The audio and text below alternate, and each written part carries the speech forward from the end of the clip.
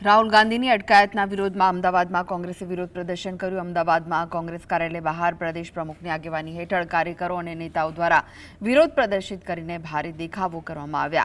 NEET paper leak મામલે દિલ્હી ખાતે કોંગ્રેસના સુપ્રીમો રાહુલ ગાંધી અને વરિષ્ઠ નેતાઓ દ્વારા વડાપ્રધાન આવાસની બહાર ઉગ્ર વિરોધ પ્રદર્શન યોજવામાં આવ્યું। આ વિરોધ પ્રદર્શન દરમિયાન દિલ્હી પોલીસ દ્વારા રાહુલ ગાંધી સહિત અન્ય કોંગ્રેસી નેતાઓની અટકાયત કરવામાં આવી હતી। દિલ્હીમાં કોંગ્રેસી નેતાઓની કરાયેલી અટકાયતના સખત વિરોધમાં તેના પ્રત્યાઘાત રૂપે અમદાવાદ સ્થિત કોંગ્રેસ કાર્યાલય ખાતે પ્રદેશ પ્રમુખની સાથે મોટી સંખ્યામાં આગેવાનો કાર્યકરો એકઠા થયા અને સરકાર વિરુદ્ધ સૂત્રોચ્ચાર કરીને પોતાનો આક્રોશ વ્યક્ત કર્યો।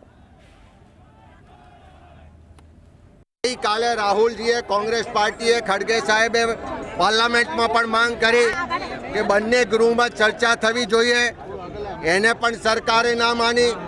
રાહુલજીને આખી કોંગ્રેસ પાર્ટી ધરણા પર બેઠી, એની સાથે પણ જબરજસ્તી કરવામાં આવી, એની સાથે પણ જોર જુલમ અત્યાચાર કરવામાં આવ્યો। એને અમે સખત શબ્દોમાં વખોડીએ છીએ। મોદી શાહે આ દેશની માફી માગવી પડશે। ધર્મેન્દ્ર પ્રધાને રાજીનામું